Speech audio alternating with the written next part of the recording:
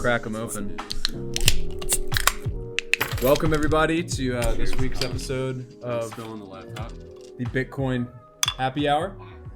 This episode is brought to you by Give Bitcoin. It is the only way that you can both give Bitcoin and teach those that you're giving the Bitcoin to about how it works, why we believe in it, and what we believe the future of this revolutionary technology is about.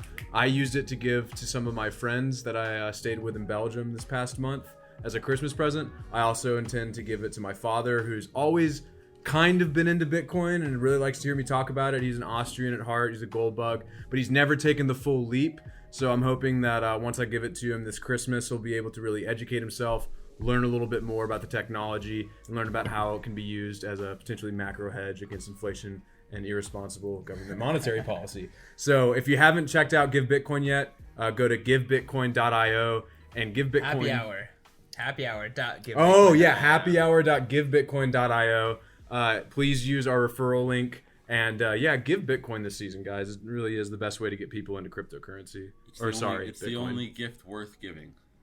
I mean, I'm definitely going to use it. I'm pretty sure, like, other than like a purse or whatever for my girlfriend, it's going to be Bitcoin across the board. Well, it's really cool. Like, so just to before we dive into the topics, like, I do kind of want to shill this just a little bit more. Like, they are a sponsor, but I have used it, and the interface is really clean. It's super easy. The fees are low. It's like 2% on anything above $100, or maybe $50. I think it's 100.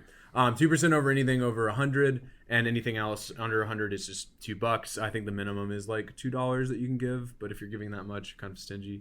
But it's got 12 chapters of educational resources. They're still rolling them out, but it time locks the Bitcoin that you give the people for anywhere from a year to 5 years. Now, it's not time locked on chain. It's in custody at Prime Trust Bank in Nevada. They do a lot of Bitcoin and crypto banking for a lot of businesses. Very trustworthy, and you got to sign paperwork and all this stuff. If they don't end up claiming the Bitcoin, you never get charged for the purchase, so you'll get your money back to you. But it's just a great also all-in-one. Find new friends if they don't take it. Yeah, honestly, I would but seriously, if they don't take it, you're right. Like, what are you doing? Like, I'm giving you free Bitcoin. But the great thing about it is it lets people educate themselves about Bitcoin and kind of learn about self-sovereignty, running your own node, all of that good stuff before they actually take control of the asset themselves. So it's like an all-in-one education and sending platform. You can also buy Bitcoin through it. And it's subject to the same time log. So you can buy it for yourself, stack sats. Dude, it's awesome. I mean, seriously, it's on the come up. But anyway, let's dive into the topics for today. What do we got? We're going to be talking about CoinShares' latest update. Came out today. Yeah, it came out today. Did it come out today? Maybe yesterday. The mining report. Yeah, the December 2019 mining report. So it's the state of the mining network. So we'll be going over some trends and statistics from that. Then we'll be diving into Joel Carlson's op-ed for CoinDesk entitled "Cryptocurrency is Most Useful for Breaking Laws and Social Constructs." And then we will also be talking about the role of media in the crypto and Bitcoin industries as kind of taking the topic also from one of CoinDesk's year in review op-eds. This one from David Morris, formerly of Breaker, now of Fortune. And he's writing about the year in crypto journalism. Truth will always be human. But to kick things off, let's talk about CoinShares mining research. And I think really the key trends that at least I saw from this most recent report is the transaction and mining, well, all mining revenue transactions and block rewards for 2019 is on pace to be 5.4 billion in 2019. That is marginally down from 2018 when it was 5.5. But that's everything: fees, mining revenue, like total. Gross. Correct. Yeah, and but that's up significantly from 2017 when it was 3.4 billion. Another trend that is interesting is CoinShares estimates that the average price for creating Bitcoin across the board for all of these miners over the course of the year is 6,300. So that puts them at current Bitcoin prices at 71 to 7,200. Puts most of them in profit over the course of the year, they say. That's The price has been higher than that pretty much the whole year. Yeah, for sure. Except for the beginning. Since like April. Okay, yeah, I guess that's true. No. Since the end of bear market So, pricing. but hold on. So that first point before you go into the Bear rest, market bear. the price is lower than was in 2017. Maybe not on average, but now it's lower than like 10,000. But the mining revenue is a lot greater. Yeah, there's more revenue, and also the share of revenue that is coming from transaction fees has dropped significantly. So From since when? Since 2017. So in percentage terms, this is from the report. Quote, in percentage terms, this would correspond to a 3.2% fee to reward ratio for 2019, down from 5.2% in 2018, and a whopping 16.4% in 2017. So, I mean, that's like a pretty significant decrease. Well, but also 2017 was when you had like Roger Ver or whoever it was clogging up the Bitcoin blockchain, making all the transaction fees when it was super like high. $30 or $50, right? Also, that was back when Bitcoin prices. I mean, at the start of 2017, Bitcoin prices were what, like $900. Yeah. So, like, if you want to look at the block reward of Bitcoin for those blocks, it was like minuscule compared to the end of 2017. So. Right, but it's still even decreased like 40% year over year, and that I think is a direct consequence of SegWit, and that's what they say in the report. And also, the transaction volumes have decreased a little bit since the bull market. So yeah, I would bet it's more so decrease in transaction volumes overall. And probably decrease in the clutter that was in kind of the end of 2017 when Bitcoin Cash was trying to sure, but its case. SegWit's no doubt making an effect. What's the full thought here?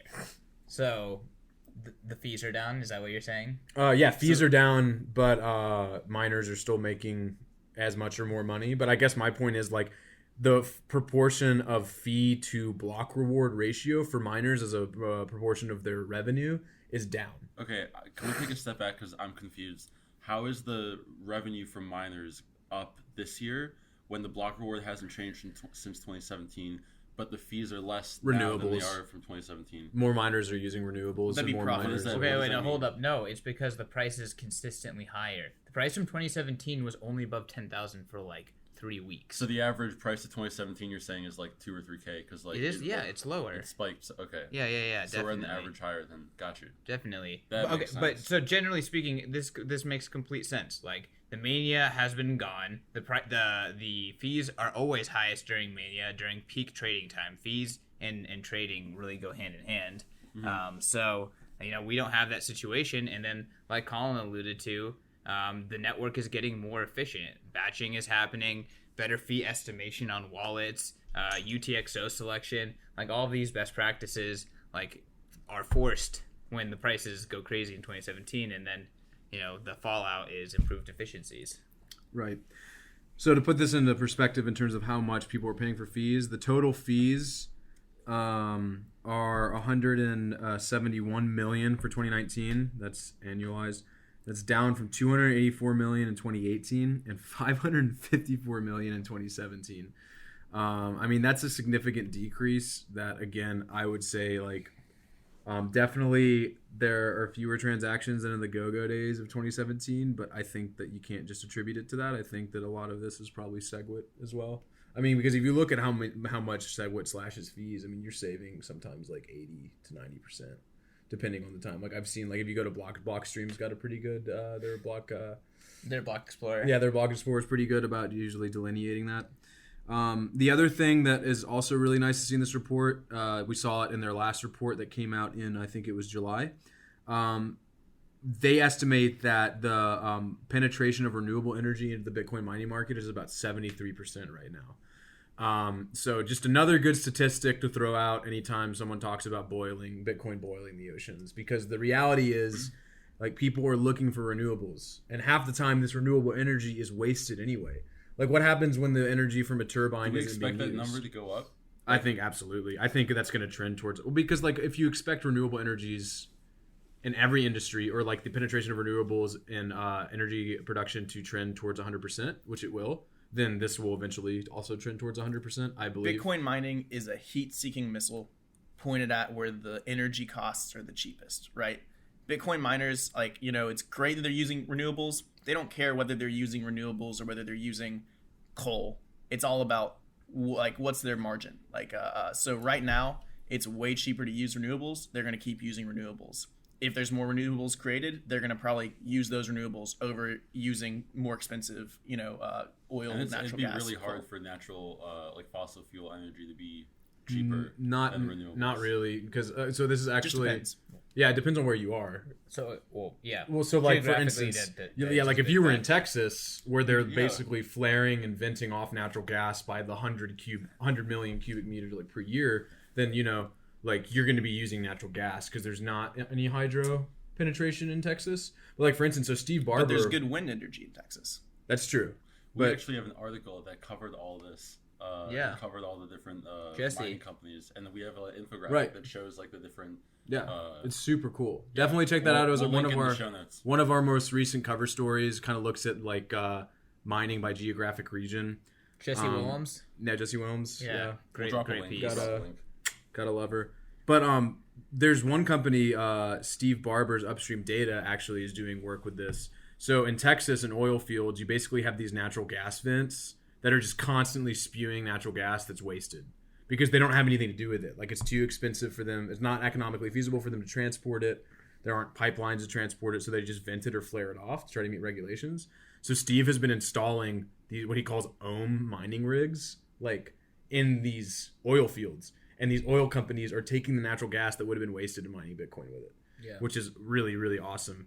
So Bitcoin's essentially like a synthetic battery. Like if you're Correct. wasting energy, you might as well save it in the Bitcoin network and mint Bitcoins. Bitcoin mining is a battery. It's a good way to think about it. Oh, it's one of the coolest things. It's like modern day alchemy. It's like you're literally taking energy and making it digital gold. And of course, we think it's digital gold because we're all indoctrinated. But like, it is like you're basically you're taking one resource and turning it into another, and that's fast. But we do that in other ways. Like power companies will take excess power when the grid's already saturated and they're producing too much. They'll use it to pump water up a hill. And then later on, Sure. while they decrease the amount of flow going through their system, they'll just let the water run back down the hill and use a little hydroelectric. Like there's other ways that you have. Try to capture Right, but it. yeah, but that's like just capturing energy from energy. Like with Right. Bitcoin, you're capturing like you're taking energy and you're creating Well, you're storing that energy, like you're creating value. and you're creating value by engraving like making a transaction impossible to double spend.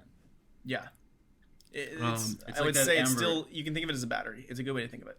Also, like that amber analogy, like that Nick Szabo used, where yeah. it's just layers on layers, and like the Well, that's the deeper it proof is- of work. That's the proof. That's how Bitcoin creates finality, right? Right. Oh, wait, just a quick thought. Like a lot of people talk about, is Bitcoin mining using renewable energy? I would even go as far as argue that Bitcoin mining will make renewable energy more viable for everyone else to use it. Because now, if you have this renewable energy that is always on, it might not be, and it might be too far away for civilization to capture it, or it might be too difficult to justify, building the dam there because you're not going to capture enough revenue from just just from nighttime activity from the local town. Then Bitcoin mining kind of like smooths out that demand and makes it so that they have dependable demand no matter what, and that will enable them to produce more energy producing infrastructure that's not gas, coal, and that kind of stuff. This also goes back to Bitcoin mining being a battery. Like the reason why Tesla bought Solar City was that like the thing that legitimizes solar power is being able to store excess solar power into a battery. This is the same thing. I guess, like, but the thing is, it's not really a battery though, because you're not storing energy. You're converting energy to something else. Like you can't reuse that energy later. I guess is Sure. one Well, problem you're with selling that it on the analogy. spot to a buyer. That Yeah, I mean you are. So like you can still sell the energy, but like that's not storing. Like it's not. that's why I like, said it's like a synthetic battery. Yeah, I guess. Yeah, I guess I like that. You're distinction, charging up the synthetic battery. But analogies need to be airtight. Yeah. I mean, a lot of people will try to analogize this. It's something completely new. It's a It is. universal buyer of last resort for energy. So the big takeaway from that report was that like 60-something% of mining is still in China, right? thank you for, you know what, Brandon, you read my mind, man. I was just about to say before we move on to the next topic, it was like 65%, and then I believe it is 35%. So there's 65% is concentrated in China, and I think it's like something, was it 50% is in the Sichuan region alone? I think it's like 54%. Yeah, something like that. Yeah, it was. It was 54% is in the Sichuan region alone. And out of the remaining 35% of miners, the report reads, we estimate 31% of global hash rate production is evenly split between Washington State, not DC, New York, British Columbia, Alberta, Quebec, Newfoundland, Labrador, Iceland, Norway, Sweden, and the Siberian Federal District of Russia, Kazakhstan, Georgia, and Iran. Oh, I love that. With the exception, I think, of Iran, the one thing most of those regions have in common is an abundance of renewable energy.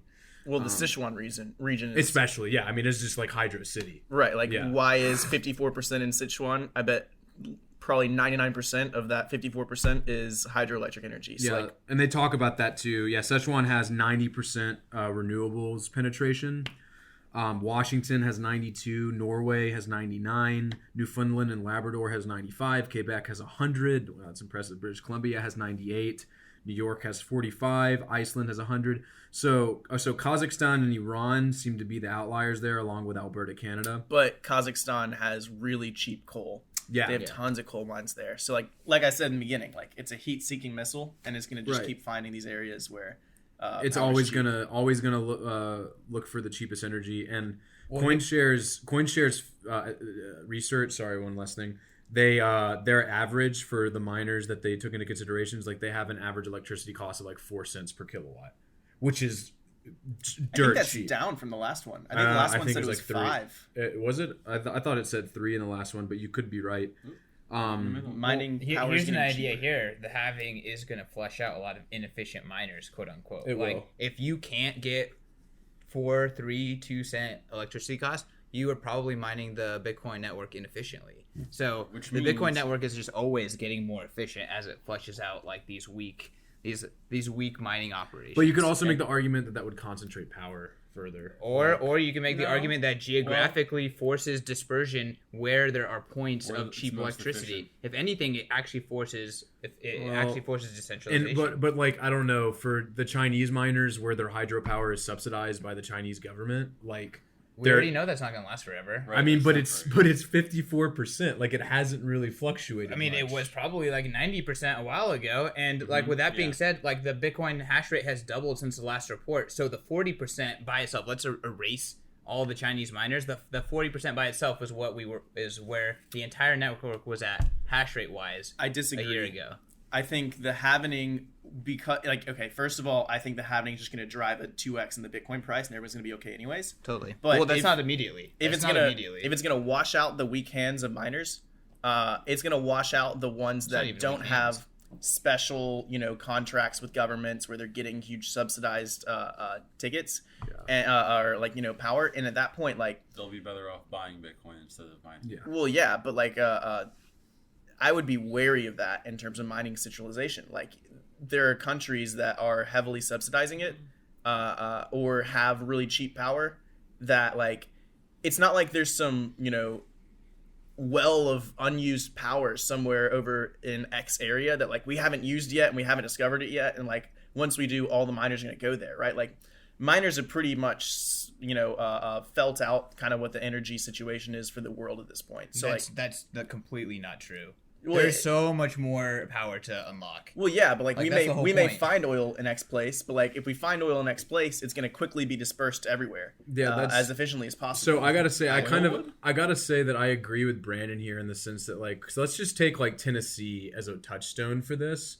Tennessee doesn't have much renewable energy, but We got hydroelectric. We got hydroelectric, right? But yet the average electricity cost in Tennessee is still 12 to 14 cents per kilowatt hour. So there's no way, you will never be commercially viable in Tennessee unless the Tennessee government decides to give you a special deal on the electricity. Right, which- So unless you see stuff like that happening, but again, I'm skeptical that will happen at the same rate that we need it to really distribute the mining hash rate, because ultimately, It's not going to happen anymore. They can't. Also- do it. Well, let's let him finish. well, his just thought. because Don't interrupt. China still the Sichuan region still provides it's 2 cents on the kilowatt hour for energy. There's a lot of places that are super competitive. cheap. Yeah, it There is are a super lot of cheap. places that are super competitive with that. Though. The thing that I'll also pull out there is that Tennessee has something called the TVA, which is the largest power supplier in the entire U.S.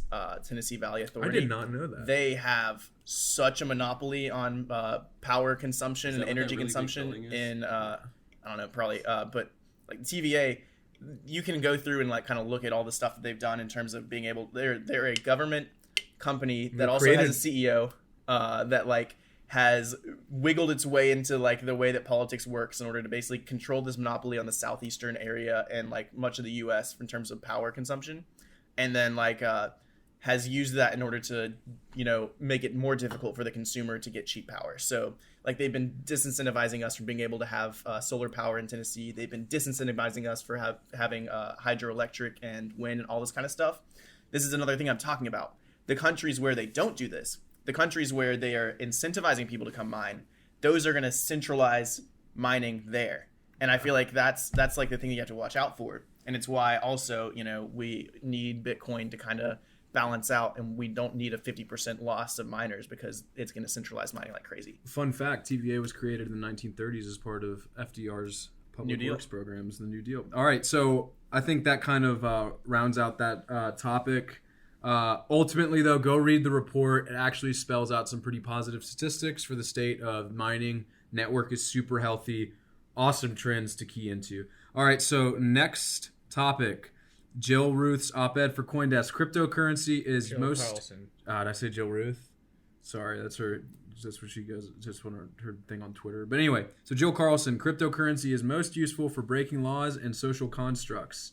The thesis of this article, if you couldn't kind of gather it by the title, is this idea that cryptocurrency's major use cases are still for engaging in illicit transactions and illicit purchases, things outside of the state's purview that they don't want you to do. Now, I understand that we have some people who disagree with this. I want to hear dissenting opinions first. So Any other dissenting other than me? you go, man. You take the lead on this one. Tell me why you think this is horseshit. It's not that I don't think that she is directionally correct. I just think it's like, why would you frame it like this? It's like you are saying, hey, you know, instead of saying that that Bitcoin is young or it's like instead of saying something from like a positive slant, she's like purposely trying to slant it poorly. Like, yes, Bitcoin creates a separate world that doesn't give a shit about the rules of the current system. Like, yes, that's true. That can be useful for breaking the law, but it can also be useful for doing things that have nothing to do with break the law, like escape inflation. Like, for a lot of people, escaping inflation is not illegal. Me escaping inflation in the United States today with Bitcoin is 100% legal, and I would argue that there's a massive need and utility for that. And that is not illegal at all. But yes, it's because it operates outside of the existing system. So she could frame it as it's useful for breaking the law, but that's just poor PR and trying to get clicks or something. So it's not actually true. You would push back against this sentence: by design, cryptocurrency does not solve mainstream problems. Yeah, of course it does. Of course it solves mainstream problems. I think running away from inflation is a mainstream problem. Okay. Yeah, I would. So my take on this is like, first and foremost, what she says is like the most edgy way of putting like Bitcoin as a revolution I've ever heard. But what she's saying is Bitcoin's a revolution, right? Like revolutions push social constructs and, you know, legality. That's what a revolution's about. She just said it in a way that like was, I would say overtly negative. I don't know if that was her making the title. It could have been, you know, CoinDesk making the title. She made a tweet about this with a checkbox that is like directly asking like, is it for breaking the law? And she's like, yes, it is. So well, it can be. Like, it's just not. It's not its main goal, I don't think. Well, but what's important, I think, to like keep in mind is that ultimately, like, we're here for a revolution. Like, this is a new technology that's going to change lots of social constructs and lots of laws. Like, it has to. It's part of like the whole point of it. And so that's not a bad thing. That's a really good thing because it ends up helping everyone in the end. What we don't need to do though is we don't need to like throw out things that are gonna make other people who are just like passing by like turn around and be like, oh, that's like a crime, like they're trying to do crime over here. Like, I get your point. Like our goal is not to ostracize the people who aren't part of the system or like aren't part of our system. Our goal is to create a new system that everyone eventually FOMOs into because it is the best system out there and like it's going to be looking out for them unlike any other system. 100%. So I guess what I would say, let's hit tiebreak first. You go. Well, no, I mean, I think it's an interesting like point that she's making, and like she's definitely like pushing the like limits as to like what the entire like purpose of cryptocurrency is. So I thought it was a good article. You guys covered a lot. Yeah, she's pushing the envelope. I'm trying to find a way to collect It's meant to for people to be like, oh, like whoa, like take a step back. Like she even like tweeted it and she was like, get ready for everyone to freak out. Like so, I mean, yeah. So I guess just for the sake of the panel, like I agree with her kind of, and the reason I agree with her is because I hear your point, and that was my first thought too. Is this idea that a decentralized monetary system that is meant to preserve value better than the additional alternatives like fiat currencies is not an illegal use case, and I would argue that it is a use case. But Jill is approaching this from the perspective that the speculation and the hedging bets with Bitcoin and assuming that it's going to continue to preserve its value against the dollar better than any other alternative. She's assuming that that's not a use case. I think she's not taking that for granted. I think a lot of us take the digital gold meme for granted in the Bitcoin industry, and I think she's looking at it from a place of, and this is why I agree with her,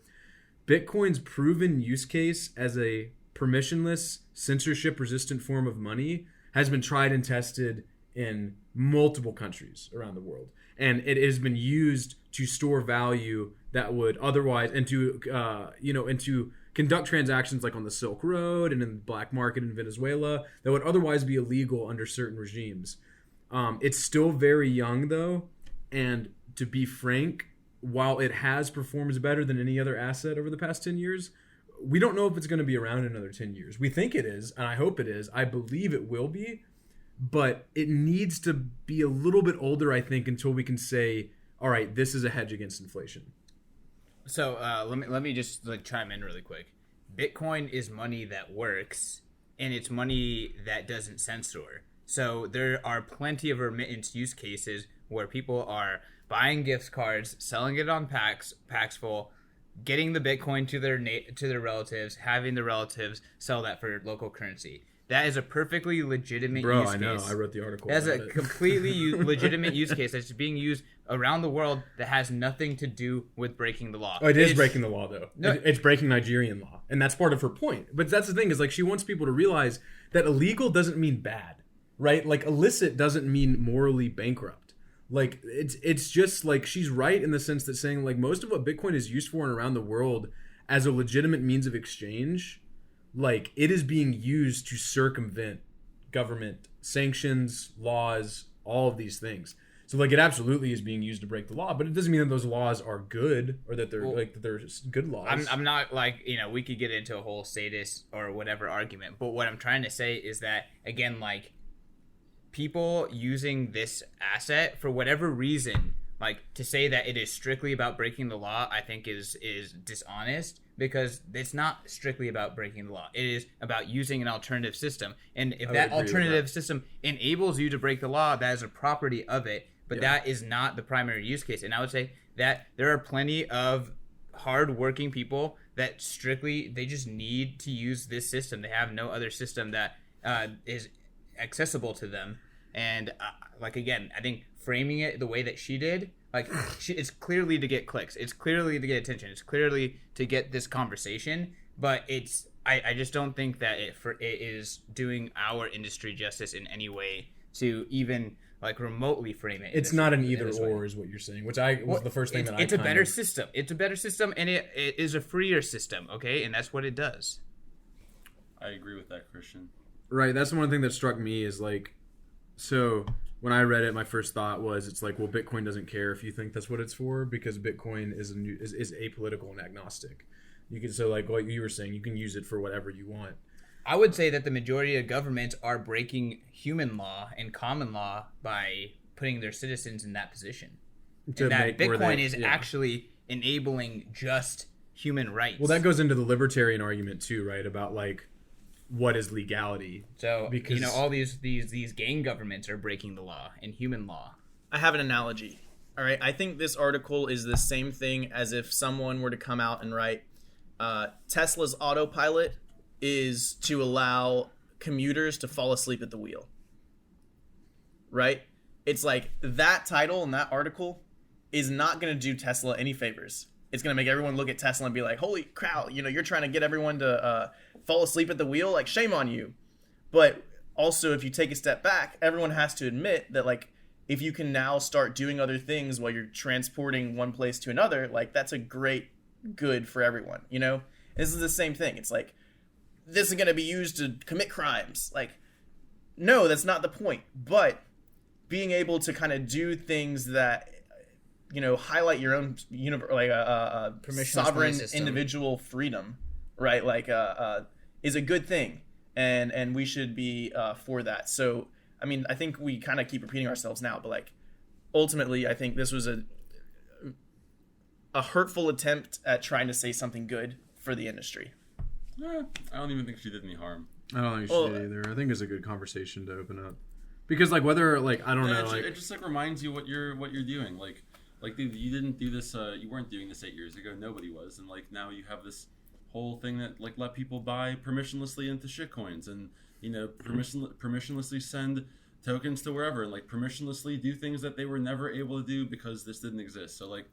I would say and it's a reminder. She didn't do any harm until Brad Sherman goes to Congress and holds up this article and is like, look, this is one of the people from the industry saying they're just trying to break the law. You know, like, we're just giving them stuff that they want to use later on. Let them use it. That's what I have to say. All right. What's the next story? I think we all got our takes. I actually want to say one last thing. All right, do it. I, for one, in the article, and I quote, do not want to live in a world where cryptocurrency has found mainstream use. That's the only thing in the article where I'm just like, I don't know. Like, she makes it sound like mainstream adoption of Bitcoin or cryptocurrency would be a bad thing. And she doesn't really kind of expound on that. And so I don't really, that's the one thing where I was like, well, if that's the case, then we might be living in a world with more responsible monetary policy. So like, I felt that was kind of a weak argument. I mean, I don't know what else you would. This has clickbait all over it. Mm-hmm. Yeah, like I think I wouldn't call it clickbait. I think that cheapens what she's talking about. Like, I think it is an important topic. Like, because whether or not we want to admit it, the most impactful use case for Bitcoin right now is not us hodling it, but is people using it to subvert their government's unjust laws. So she didn't say it like that. I mean, she kind of said it like that, but not really. But anyway. Well, I don't think that having an option and opting out is subverting. I just think that it is choosing to opt out, and I think that is perfectly normal, and I think it will become perfectly mainstream. I guess what I'm saying is for the people, we're opting out, and it might not be subverting, but I'm talking about people who are using Bitcoin to survive because their money is worthless. So I think that they're the ones who are being... They're the ones who are victims. Well, that's what I'm saying, but they're subverting their governments by using it. Like, it's literal subversion. Well, I think we're going in a circle. What's the next topic? The last topic is using David Morris's another op-ed for CoinDesk called "The Year in Crypto Journalism: Truth Will Always Be Human." I wanted to use this as a springboard for talking about the media's role in the Bitcoin and cryptocurrency industries. Because I often find I agree with a lot of what David says in this piece. He's one of my favorite Bitcoin and cryptocurrency writers. He's got a sharp eye and also is just a good writer. But one of the things that he talks about is basically this idea that the cryptocurrency industry has this extreme disdain for journalism. Like an almost like Trump-esque, like everything is fake news that I don't agree with. Because you can see it everywhere, man. Like, it's like a lot of Bitcoiners have it. Fucking CZ with the block stuff. ETH's will shit on everything CoinDesk does. Yeah. If Lee Kuan comes out with anything related to Ethereum, they just immediately like, oh, it's so unfair. Like my unicorns. Like they just automatically get really butthurt.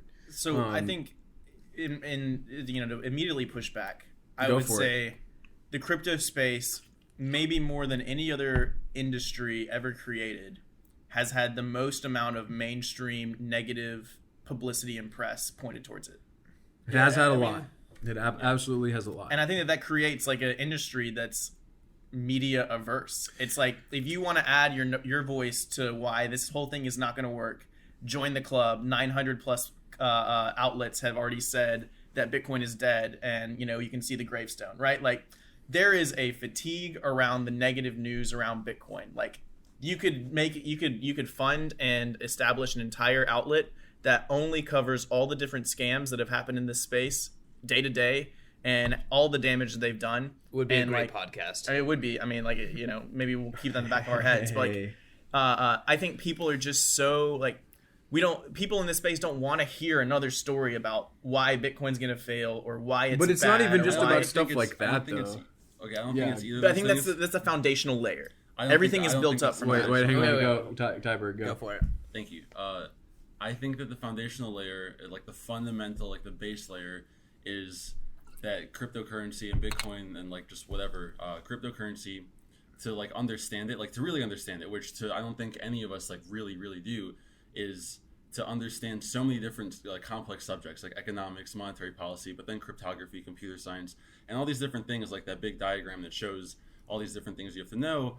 And so I think that like humans and just like people in general, humans, wow, have a tendency to like to talk about things that are really complex in a simple way because it makes them like maybe not feel better about themselves, but like feel like they have like a better grasp on something. And so I'm not pointing at us, but I mean like this is applicable to anything that's really complex. Like there's that one saying, I forgot, or phrase that like if you can simplify something really easily, like a complex subject, and make it simple, it's not like that's not a truthful statement if you can do that. And so basically, like, because it's such a complex topic and whatnot, like journalism jumps onto this because they're able to make all these claims, because at the surface it sounds I see what you're saying. like you can expound anywhere and like run with it because it's all so like Basically, what you're saying is fascinating. it's so complex and there's so many layers to it that you can take one thing, run with it, and just do surface level analysis, and then you can print the story, and then it's out there, and that's why people don't like it, because it's treating a very complex subject in a very shallow way. That's 90% of it, and then 10%, which maybe you might think this is the greater part, but the other part of it is that the people that read it don't, the majority, They don't understand this is it why either. the actual industry thinks it's all bullshit, and that's why like this dude, I'm actually not sure what his point is, I haven't read this article yet, but that's why like people have such a problem with the crypto industry, is because 99.9% of it will read it. The crypto media industry is that they'll read it and all think like, wow, this is legit, this is the truth, Forbes wrote it, you know, this guy for whatever, like you know, whatever website, and so we all think it's true when it's really no one actually knows enough to discredit it. Right, and so what I would say too is like, so I agree with what you were saying earlier, Brandon. Like, we've had so much, like we've just been bashed over the head with mainstream media, just like uninformed takes of people who like, you know, because like what were they doing? Like your Bloombergs, your Forbes, your Fortunes, your Wall Street Journals, they were taking tech reporters and basically telling them it's like, hey, this Bitcoin thing became really big overnight. We don't understand it, but you need to publish a story about this by tomorrow. Right. So like you're 500 basically words go. Exactly, like you're asking them to wrap their head around all of the stuff that you were just talking about for one story instantly. So like they're never going to be able to get it unless they really have immersed themselves in the industry. But I think the problem here is like there is very illegitimate news coverage about Bitcoin. Like all of the stories about the Tether whale manipulation, like whenever a mainstream outlet got on that stuff, like that is actually, I would say, irresponsible journalism. You're not reporting anything that could be considered factual. But on the flip side of that, it becomes dangerous when the entire community is kind of ossified, and like their ideas are ossified to the point of where they're basically protecting themselves from any sort of negative news and calling it FUD, because then it becomes very difficult to discern legitimate news and legitimate criticisms and stuff that is just brain dead FUD. Totally. Right, and I think that's part of what David says in this article. So I kind of have an interesting idea of, you know, this whole paradigm that we find ourselves in, and I personally think that I never understood a subject so deeply as I now understand Bitcoin, and I never fully understand how bullshit mainstream media was until I understood Bitcoin, because almost every subject is as actually nuanced as Bitcoin is. Yeah. Every subject is incredibly nuanced, and yet the kind of the blanket statement news, if you want to call it that, makes everything a blanket statement. So like Narrative journalism. If bullshit narrative journalism about Bitcoin exists, like think about every other nuanced subject out there that is being covered on CNN. Like it actually, for me, it really opened the light that there is just so much bullshit out there. And I personally, I don't mind the disdain towards journalists, because I think that journalists need to earn their stripes, and that they need to prove themselves, Yeah, but not the that's- other way around.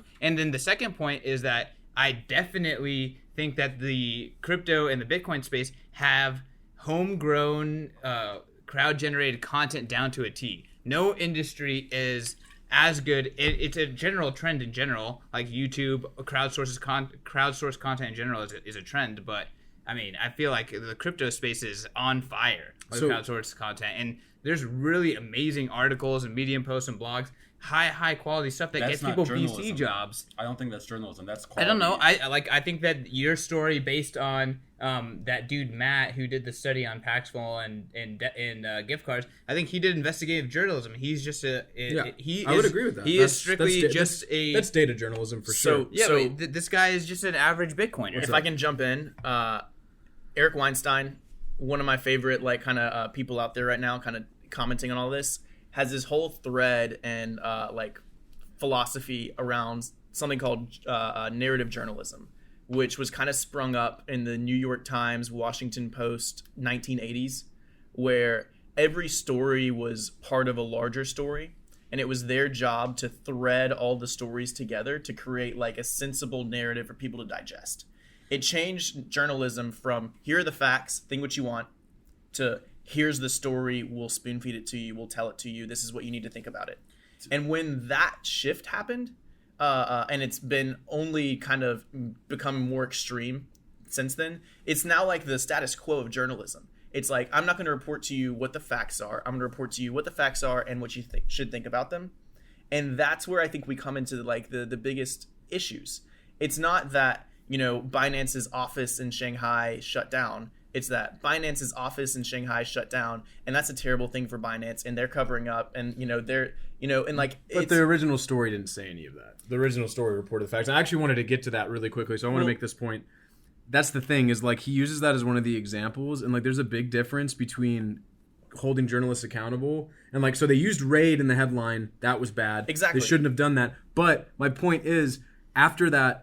Like, did you see Binance's like PR moves after that? Our offices are distributed. We don't have any offices. They just happen to congregate in this area. Like it was double speak everywhere. Totally. Totally. And, like, I don't think think Binance is in the right in all of this. But I'm also saying like, don't be surprised when Binance tries to cover their butt when this kind of stuff comes out, and don't be surprised when people are very hesitant to trust the news source over the company in this, because we're in a space where the companies are trusted more than the news sources, especially which is reputable dangerous. countries. I think that's dangerous. Well, it is probably a bad thing. I'm not saying it's not a bad thing. Guess but who I'm gets saying closer like to the truth though? I'm saying look at All the the crowdsourced people. Yeah. almost in my own That's where ironic it really comes statement, I'm saying look at the bigger picture. Look at the things that have come together in order to create this scenario that we're in now, where all of a sudden like half the people in the space don't trust crypto journalism for its word. Like Or any journalism. let's look at those fine points. Let's critique those fine points. Let's figure out how we as Bitcoin Magazine and we as BTC Media can always be improving in a way where like we don't run into the same issues that these other publications are coming to. And I think we do a great job. No, So I think we do a great job. But this like goes into like what we were just like how Christian brought this, or one of us brought it up like in the beginning. This has made me realize like that any journalism is at the end of the day someone's perspective on like a really really complex topic that by default is like really really simplified because you're writing this for millions of people, and God With forbid, the power of your brand behind it. and God forbid the writer gets really really complicated and detailed. That kind of stuff never makes it out because that's too nuanced for the audience. Well, it's So also you'll it's too detailed for the average reader too. That's Right. part of the problem. And the other thing too that I want to go really hit on really quickly because Brandon was talking about, you just mentioned brands. And this is a consequence partly of the narrative journalism you're talking about, but I think more so consequence of digital media. Every online publication has an agenda, and they write from the perspective of that agenda. I've given pitches to non-crypto media outlets before, and I was basically told, here's how you need to write the article. This doesn't fit in our Exactly. editorial Yeah. thesis. Exactly. That's Yeah. the thing. So like the writers aren't even writing from their perspective. They're writing from the perspective of the publication. Mm-hmm. So for instance, you said that you think we do a good job compared to other places. We do the same shit. We're Bitcoin only. We're Bitcoin maximalists. Like our coverage, I love what we write and I love what we produce, but it is just seeped in Bitcoin maximalist bias. But that's because we think that's where the truth lies, right? So that's why we write that way. In the same way that someone writing for Vox truly does believe that the leftism and liberalism that they are promoting is the best way. In the same way with someone who's writing for the Washington Examiner thinks that the conservatism that they're advocating for is the best way. The same people who write for the Independent who think their moderation is the best way, et cetera, down the line. So, like, it's all, I think that part of, you're right to point out the narrative journalism thing, because it does play into this trend of outlets don't report truths. Sometimes they do, as much as they report what their readers already want to read. Mm-hmm. Their preconceived biases, they're tailored towards that because they got to get clicks, they got to drive revenue. But I would also, like, I agree with everything you said. I would say, and not trying to, like, pat ourselves in the back, but we almost always get the facts right in our stories, and we almost always will not go any further than what the facts are. Like, we're not jumping to these logical conclusions. I would agree we're with not that. saying this is what the real story is. But when we're trying to just say this is the things that have happened, and like here's the context, and you know we kind of push it out that way. And like you can look at some of our coverage around you know, the Tether and Bitfinex stuff and how we treated those stories versus how the greater industry at large treated those stories. Right. You can look at, you know, the hash wars and the forks and all that. Like I'm not trying to say that we've done it totally right, but I'm saying like there's a better way to do it than how the majority of outlets do it, and not just in our space but in media in general. And I'm saying like we're the first, you know, put a circle around us and call us a group, right? Like as crypto people, like we're the first ones to be so unfairly treated by journalists and like the media industry at large. We're not going to be the last. And this is like a shift towards that mindset. First, yeah. Maybe we're not the first in like in terms of, yeah, you know, you can say, you know, We're far from the first. I think it's every far right, far left, but I'm saying as an industry at least. As like maybe not as a group of people, as an at least industry. right now, we're definitely one of the more maligned industries. No, I think that's a product of us being in our own industry, and of course, every industry probably thinks it's about their own industry. So I disagree with that. But yeah. But how many Bitcoiners are going to turn around in 5 years without any changes? Say, actually, I'm an avid New York Times reader. You know? Yeah, but I'm an avid Vox reader. Even though Vox has called Bitcoin dead 30 times, right? Like it pushes you away from trusting these sources. And if you're a source of like if you're a media source and you can't be trusted, you're not a media source. You're irrelevant. And like that's kind of the end Yeah, of What's the last word? I mean, that is the last word. Okay, But if that's the last tiebreak. word, I want to throw out like some random question that like I think we should all answer. Let's make it simple this time though. What's your favorite Bitcoin company and why? Oh, all right. All right, can we do that? Let's go around. Oh man, what's my favorite Bitcoin company? Think about it. Like, just what's your favorite Bitcoin All company? right, I'm ready. I'm ready. This Go one's for it. easy. Unchained Capital, baby. Unchained's Unchained pretty is the sick. best. Unchained's I pretty sick. recently said that they're my favorite smart contract company, but they are just innovating on. Dude, David just got triggered. No, they're just innovating on multi-sig like no other. Yeah, they are. Like Caravan, Hermit, which is their way of managing signatures. Their normal product, which is collaborative custody, which is essentially you get 2 signatures to take out your funds, but if you want bank account like security, they will provide a multi-sig signature. Like, it is just a true Bitcoin financial company. They're investing in open source infrastructure. They're just kicking ass, hiring great people, building up an amazing team in Austin. I love them. I think mine's probably Coinmetrics. Okay. I love the data they publish. I think Nick Carter's realized cap for Money. measuring Bitcoin's actual market valuation is brilliant as opposed to market cap. Like, I just think they're always coming out with some really cool nuanced data. So, I mean, I love seeing what they publish. Yeah. Love it. I'll go edgy on mine. I'll say Bitfinex. Okay. I think they've had to jump through more difficult hoops in order to continue to be a Bitcoin company than any other Bitcoin company out there. And like they've had the most pressure from outside to change everything they're doing and collapse. And like they're staying strong. And we should all be looking at Bitfinex as like a FUD repellent. Yeah, and I'm not even saying everything that's FUD against them is false. I'm just saying like, you know, if you look at everything that they've taken on in the face, good for them. And Tether is a huge, raging success. Yeah, and it's definitely a product that it's like a necessary. It's helped Bitcoin. Mine would have to be. And I'm surprised nobody's. I mean, honestly, there's so many good companies, but Square Crypto, hands down, have to mention them. Pretty cool. They've done like some really cool things that I don't think a Bitcoin company's done before. And it's also partially because they're part of like the regular, they're a regular company that like got into Bitcoin because of their love for it. But them funding that developer, I think they announced that yesterday. That anonymous guy, Yeah, I'm not sure where he's based out of. Doesn't have a Twitter account. Yeah, the one that is on Twitter is a fan page. They're funding him so he can quit his job and work on Bitcoin full time. That's so cool. They gave a BTC Pay server a bunch of money. And this is like one of those things that, to be honest, I thought Coinbase or a different company was going to do a while ago. So glad to see them do it. Coinbase has found every way of dropping the ball for Bitcoin. Honestly, yeah. They were they could have been. Hey, they need an IPO and cash out those early investors. Supporting Bitcoin is not very profitable. So you can't really blame them. I guess not. Well, anyway, I guess that wraps it up for this episode. Should we all show our Twitters? Yeah, let's show our Twitter handles. Yeah, they'll be here. Yeah, come find me at Brandon_D_green. I changed that. Yeah, but then all the old videos will no longer show the right account. Colin's, mine, Video Man's gonna edit that in. Yeah. Money. Let's go. Let's go. Deuces, y'all. We'll see you next week.